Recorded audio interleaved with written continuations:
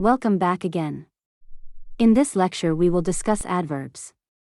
An adverb is a word that can modify or describe a verb, adjective, another adverb, or entire sentences. Adverbs are usually formed by adding ly to the end of an adjective, quick, quickly, although there are also other adverbs that don't have an added ending. Adverbs can also be used to modify entire sentences by expressing a viewpoint or making an evaluation. These adverbs, called sentence adverbs, are typically set off with a comma. Example: Gretchen was walking, briskly, through the store. Adverbs versus adjectives. While adverbs can modify verbs, adjectives, adverbs, and entire sentences, adjectives, on the other hand, can only modify nouns and pronouns. Example: the pretty girl. Adverbs can also be formed from adjectives, depending on the word's ending. An example: look at the word that the adverb is modifying. If it's modifying a noun or a pronoun, it's an adjective. If it's modifying any other part of speech, it's an adverb.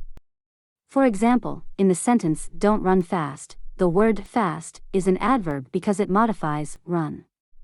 In the phrase, a fast runner, the word fast is an adjective because it's describing the noun runner.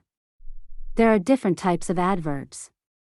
An adverb of manner describes how an action is performed or how something happens. In most cases, adverbs of manner occur after the main verb. Examples: Peter Piper ran quietly. If the verb has a direct object, a noun that has the action done to it, the adverb should be placed before the verb or at the end of the sentence. It should never be placed between the verb and its object. In the following examples, the book is the object. Examples: McMahon quietly read the manual. Adverbs of degree are used to qualify verbs, adjectives, or adverbs by expressing extent or degree. Some common adverbs of degree include extremely, absolutely, slightly, quite, and enough. Example: the vacation had a very positive effect on me. An adverb of place provides information about the location of an action, example: position, distance, and direction. Adverbs of place typically occur after the main verb of a sentence. Example: go inside and get me a drink. Remember, some words can be used as both an adverb of place and a preposition. When the sentence has no object, it's considered an adverb, go into. If the sentence has an object, it's considered a preposition, go inside the house. Adverbs of time, yesterday, today, and tomorrow describe when something happened or will happen. They are typically placed at the end of a sentence. Example: I have to go now, but I'll call you tomorrow. Adverbs of duration, temporarily, forever, and shortly are slightly different. They describe the length of time something happens.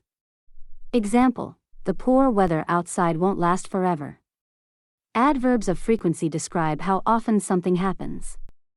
They can be divided into two categories based on how specific they are.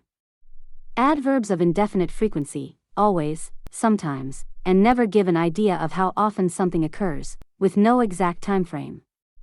They are usually placed before the main verb. Example: Bill always watches football on Sundays. Adverbs of definite frequency, hourly, daily, and weekly give a more precise description of how often something happens. They are placed at the end of a sentence. Examples: I check my Instagram hourly.